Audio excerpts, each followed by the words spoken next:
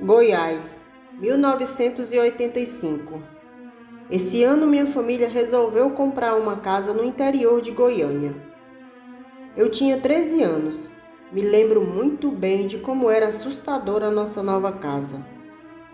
Distante de todas as outras residências, minha casa provavelmente foi construída por volta de 1940. Tinha 2 andares. O piso era uma madeira com partes podres, paredes velhas e com manchas. O teto tinha muita goteira, e essa era a parte mais assustadora. O porão, um lugar escuro, úmido e com mau cheiro, que apesar de várias vezes meus pais terem lavado, o cheiro ruim nunca saiu. Antes de nós mudarmos para a casa nova, perguntei ao meu pai por que ele tinha comprado aquela casa tão velha e assustadora. Ele me respondeu que era um lugar barato e estávamos com poucas condições. O único vizinho de nossa casa morava a cerca de 1 quilômetro. E esse vizinho mais próximo de nós veio no dia da mudança falar com meu pai. E eu ouvi quando ele falou que não entendeu por que o meu pai tinha comprado aquela casa, pois a mesma era assombrada por um espírito de uma velha bruxa que havia residido lá. Mas meu pai não se importou com a história, pois não acreditava naquele absurdo. Dias e dias foram se passando e nada anormal aconteceu.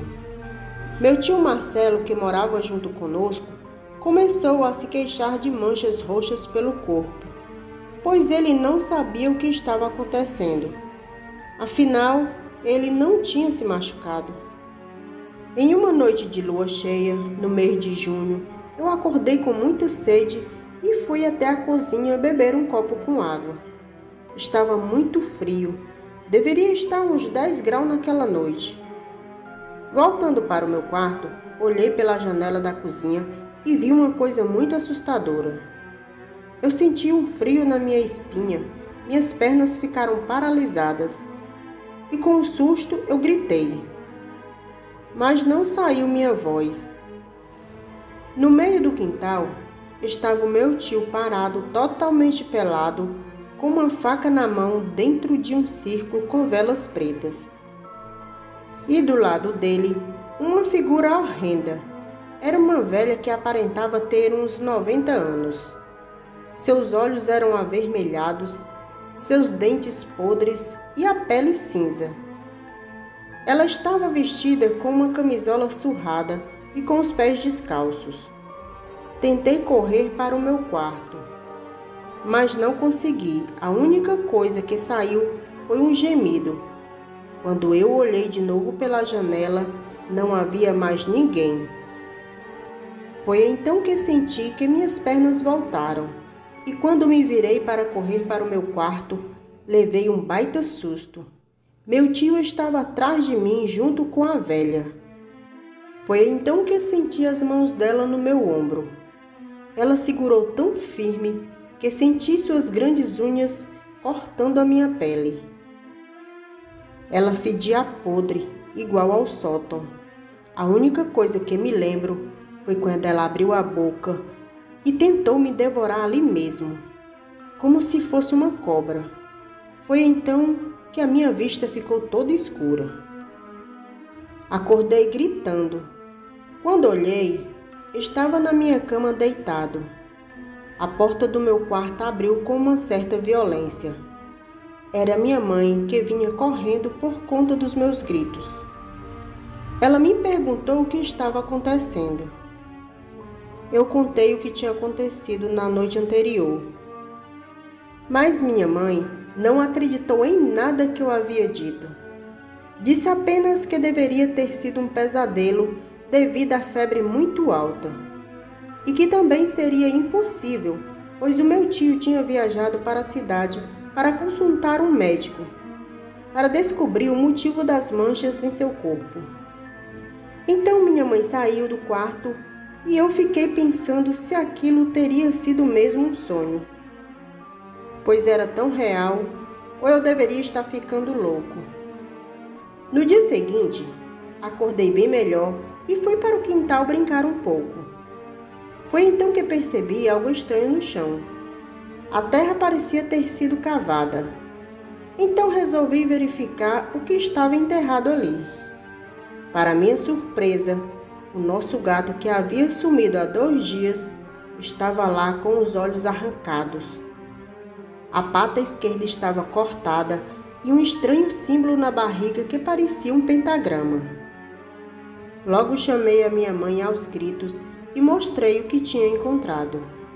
E disse que estava no mesmo local que vi o meu tio e a velha há 2 noites atrás. Ela disse que aquilo não passava de um sonho e que provavelmente foi algum vizinho que fez aquela crueldade.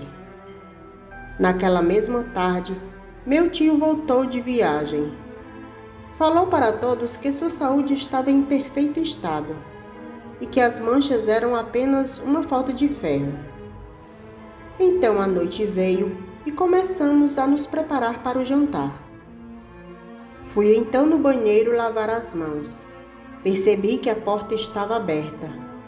Então fui olhar com muito cuidado quem estava lá dentro. Parado em frente ao espelho estava meu tio. Ele estava sem camisa e pude ver o mesmo círculo nas costas dele e um tipo de cruz de cabeça para baixo. Então percebi que ele me observava pelo espelho. Foi quando a porta do banheiro se fechou, sem ele fazer um único movimento. Então fui às pressas para a sala de jantar. Meu pai perguntou por que eu estava tão assustado. Eu disse que estava tudo bem, pois se contasse a história, ninguém iria acreditar. Depois de alguns instantes, meu tio desceu as escadas, sentou na mesa, olhou para mim e perguntou se estava tudo bem. Eu apenas balancei a minha cabeça confirmando. Depois do jantar, fomos dormir. No meio da noite, acordei com os gritos da minha mãe. Fui correndo verificar o que estava acontecendo. Chegando na sala, vi minha mãe suspensa pelos cabelos, como se alguém estivesse puxando seus cabelos. Então ela gritou para que eu corresse e em seguida foi lançada na parede com toda a força. Olhei para o outro lado e veio meu tio sufocando o meu pai com apenas uma mão. Então corri de volta para o meu quarto, mas antes de subir as escadas, fui bloqueado pelo meu tio. Então ele me agarrou e saiu me arrastando para a cozinha. Foi então que a minha mãe o golpeou na cabeça e ele desmaiou. Por essa brecha, tivemos tempo de fugir correndo. Mas antes de cruzarmos a porta, meu pai parou do nada. Então perguntei o que havia acontecido e vi o sangue escorrendo pelo canto de sua boca. Olhei para o seu peito e havia uma faca cravada em seu coração. Comecei a gritar, chorar, mas meu pai já estava morto.